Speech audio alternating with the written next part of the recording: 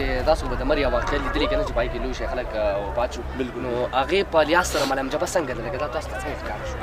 خلک بالکل ګران پوښ ښکاره شو پوه شئ بسم الله من الشیطان الرجیم بسم الله الرحمن الرحیم السلام علیکم ورحمۃ اللہ وبرکاتہ کتونکو سلمان سلطانی ما ډیر سوال چې له طرف نه په یو نوي پروګرام کې حاضر ما کتونکو ملم جبې ته راغلی او ون وخت چې تاسو سره یو ویډیو شیر کو چې دلته د ملم جبې په باره کې خلک سوي نو راځئ زموږ سره ویډیو تر اخره پورې وګورئ السلام علیکم وعلیکم السلام جی نامه مو څه ده وارث خان وارث خان صاحب دا راته ووایه چې دلته چې کله راغلي نو څنګه انجوای یې وکړه د دې ځای خو موږ ډېر د وخت نه اورېدلي او په ټیک ټاک کې هم خلکو ورکول زموږ دغه چې موږ دې ځای ته لاړ شو جی او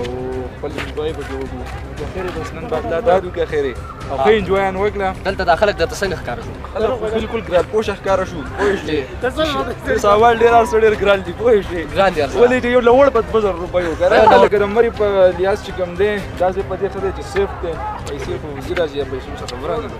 خو دا ځای چې کوم دی سیف دی او ډېر دغه دی مثلا لکه دلته چې برباري شروع شي نو لکه سیاحو دپاره به ډېر لکه ښکلی سیستم یې روډونه به ورته په ټایم او روډونه هم ښه په ټایم کې ولاړ وي اوس موږ راتلو موږ ته صحیح څه مشکلات نه په پوره لاره باندې او که ښه انشاءالله تعالی په خیرت به لاړ هم شو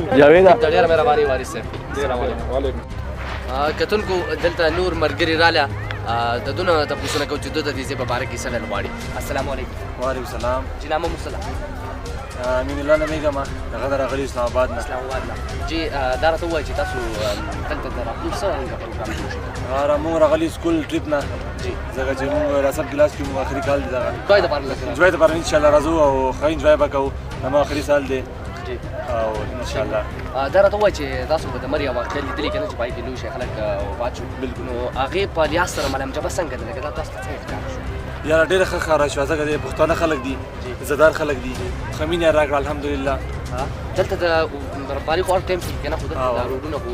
ډکېږي نو تاسو لکه د روډونو باره کې څه وایي دلته مثال کې تاسو وینئ چې واوره پرته ده روډونه پاک دي دې باره کې څه ویل غواړئ یاره موږ چې نن رالو خو الحمدلله ښه روډونه ښه صفا وو مطلب څه تکلیف نه ولري ښه آرام سره مینه سره رالو ښه عزت سره دا راته وایي دلته د دې چې د پولیس سیکورټي ګارډ وغیره دا څنګه ښکاره شو یاره ښه ښکاره شو مړه ښه عزتدار خلک دي پوه شوې پښتانه خلک دي پښتانه دي عزتدار او موږ ډېر خوشحاله یو دې ټریپ نه مهرباني امید ټیک شو ډېره مهرباني امید الله نه